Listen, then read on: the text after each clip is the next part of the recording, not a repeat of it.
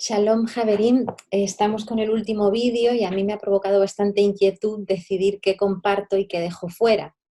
Finalmente he decidido compartir lo que yo siento que me resulta más estimulante cuando pretendo pensar un poco en qué es esta tarea de escribir teatro. Voy a empezar tal vez por la idea más sencilla, que tiene que ver con la actitud que uno tiene mientras escribe. Ya hablamos en el primero de estos vídeos de la importancia del goce, así que no voy a volver ahí. Sí voy a añadir algo que en realidad he encontrado en varios autores expresado de formas distintas. Uno de ellos es el autor y director argentino Javier Dolte, a quien vamos a dedicar luego un espacio por otro asunto también. Pero para empezar quiero mencionar algo muy sencillo que él dice sobre el proceso de escritura, que a mí me resulta muy revelador y muy práctico. Él convoca las figuras del niño y el matemático. Dice que hay que escribir con la libertad y la despreocupación de un niño, para más tarde, en otra instancia del proceso, corregir con la precisión de un matemático. Es decir, la mirada crítica, la mente que juzga, únicamente estaría presente en ese momento de la lectura, nunca en el momento de la escritura, que son momentos que se van alternando, lógicamente, durante el proceso de escritura. Es decir, no estamos hablando de esa corrección final que hacemos con el borrador de la obra ya terminado, ahí estaríamos ya en el último de los mundos de la creación, digamos, con la pieza ya materializada, sino que hablamos de esas lecturas que vamos haciendo durante el proceso de escritura cada vez que generamos material nuevo. Hay una razón por la que yo considero fundamental esos saltos en el camino, ¿no? ¿Qué es lo que el matemático revisaría concienzudamente en estas lecturas de este material que va aumentando y cobrando forma? Bien, para mí algo fundamental sería preguntarse si en el despliegue de ese material se están respetando y se están aprovechando esas reglas del juego que el propio material propone desde el principio. A veces incluso sin que haya una conciencia clara por parte del autor. A veces la tarea del autor en esas relecturas es indagar en la pieza para descubrir cuáles son esas reglas del juego que estoy desplegando y sacarles el mayor provecho. Otras veces, en esa relectura podría darme cuenta de que estoy infringiendo alguna regla, de que me la pasé por alto. El niño escribe libre y despreocupado, pero también con la seriedad con que un niño se entrega a un juego. Y es parte de esa seriedad tomarse en serio las reglas y ser consecuente con ellas. No sé si habéis tenido de niños la experiencia de jugar con algún adulto que no se toma en serio un juego ni sus reglas, que juega como en broma, como para hacer reír al niño. Eso es aburridísimo, es imposible. A los niños suele sacarlos de quicio esta actitud de los adultos. El adulto pretende hacer reír al niño no tomándose en serio el juego, haciendo trampas en broma, todo en broma, pero el niño suele acabar pues con un buen rebote.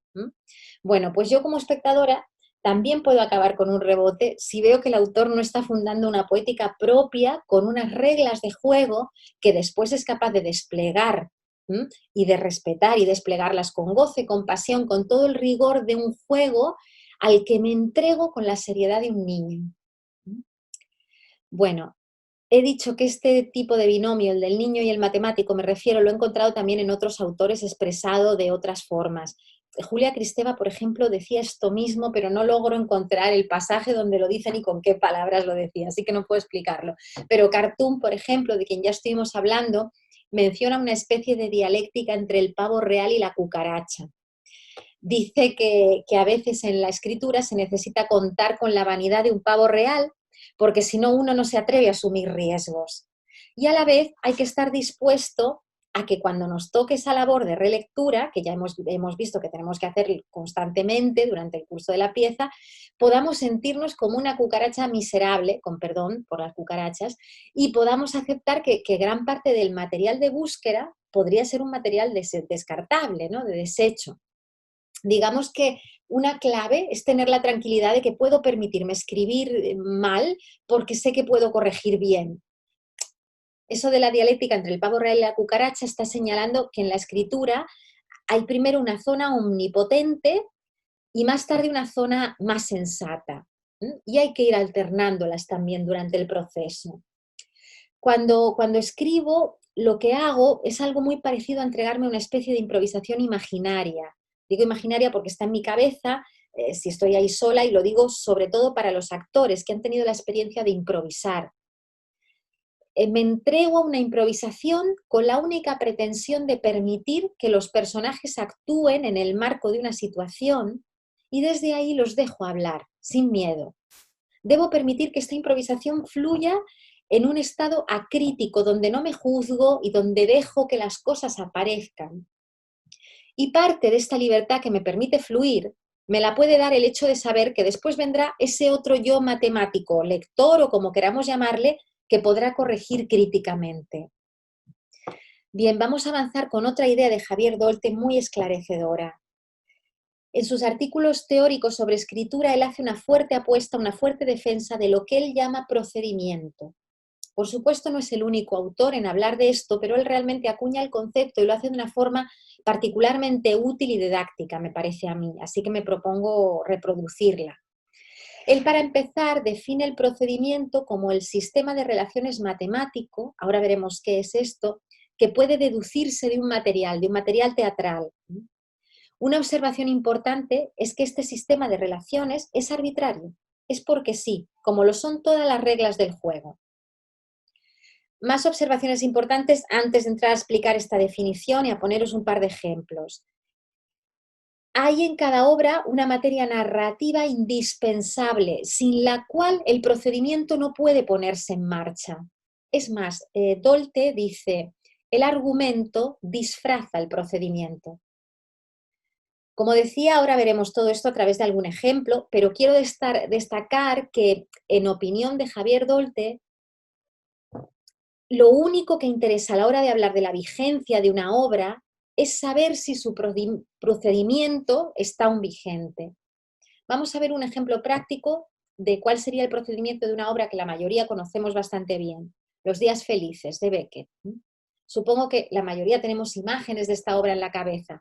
Pues bien, lo que Dolte diría es que existe en la obra un dispositivo que es el que garantiza que la obra funcione, digamos que por sí sola, más allá o con independencia de los contenidos temáticos que esté manejando.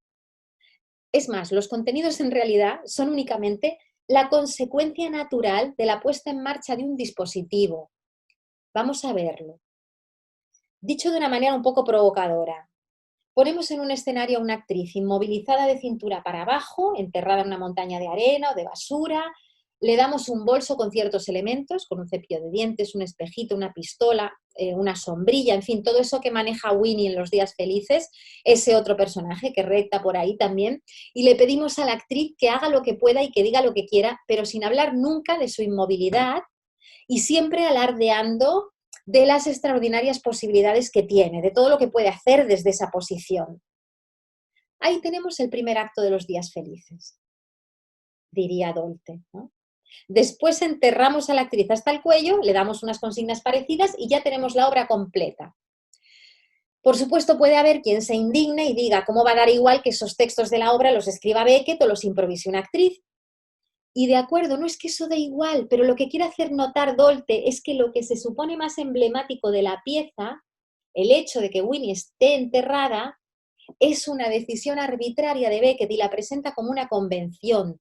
Y Los días felices es, ante todo, ese mecanismo que funciona más allá de sus contenidos. Beckett plantea reglas y contrarreglas, y durante el desarrollo de la pieza, lo único que hace es limitarse a seguirlas, con la seriedad de un niño que se toma un juego en serio. Otro ejemplo, por si algo de este no hubiera quedado del todo claro, final de partida, también de Beckett. Un hombre no puede caminar y no puede ver, y además no tiene ruedas en la silla. Otro hombre no puede estar sentado. La comida está bajo llave con una contraseña que solo conoce el que no se puede mover. Así que depende de que el otro lo lleve hasta la caja fuerte. Este mecanismo arbitrario establece una relación de dependencia entre los dos personajes que va más allá de cualquier mecanismo psicológico. Es un sistema de relaciones entre elementos. A esto es a lo que Javier Dolte le llama procedimiento. Y él dice que el objetivo de todos los elementos que componen el fenómeno del teatro es volver eficaz un procedimiento. Es decir, Una vez que tenemos esas reglas, a las que a lo mejor hemos llegado de una manera inconsciente, insisto, recordad que no es el niño escritor el que se preocupa por las reglas, el niño se limita a jugarlas de manera intuitiva y es el matemático lector el que se detiene a considerar qué sistema de relaciones puede deducirse de ese material que está tomando forma.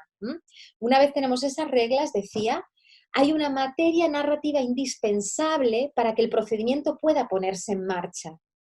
Es decir, a un procedimiento X concreto le conviene un argumento que por un lado ponga en funcionamiento ese dispositivo y que a la vez lo disimule.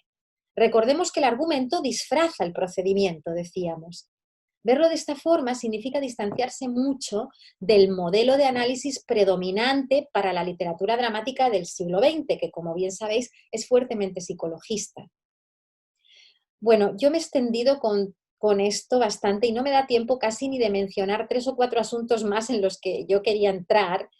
Digamos que todo tenía que ver con mi intención de mostrar la obra no como un artefacto tecnológico, no como el resultado de un plan calculado, sino como un organismo vivo, mucho más en sintonía con el azar y con el inconsciente. Por eso quería hablaros de fractales, de esas formas geométricas que tienen la cualidad de autosimilitud y de infinito detalle, que están en la naturaleza, que están en las galaxias, que están en el árbol de la vida, aunque no nos dio tiempo de verlo, también están allí, y que pueden estar también en nuestras creaciones.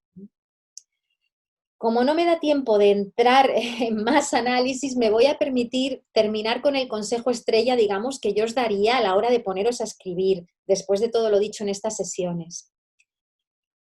Nada de planes.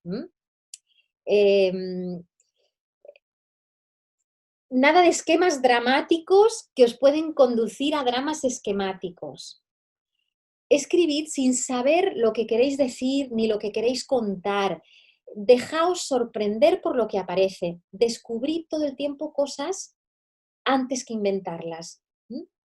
Confiad en la intuición del niño, en su capacidad lúdica, amigaos con el inconsciente y que el superyo no os esté vigilando cuando estéis escribiendo y habitad vuestros personajes. Cierro con cita de Nietzsche para terminar alto sobre esto de habitar los personajes. Él dice, si el trabajo del poeta es ver seres alados a su alrededor, el trabajo del dramaturgo consiste en convertirse en ellos. Shalom, Javerín.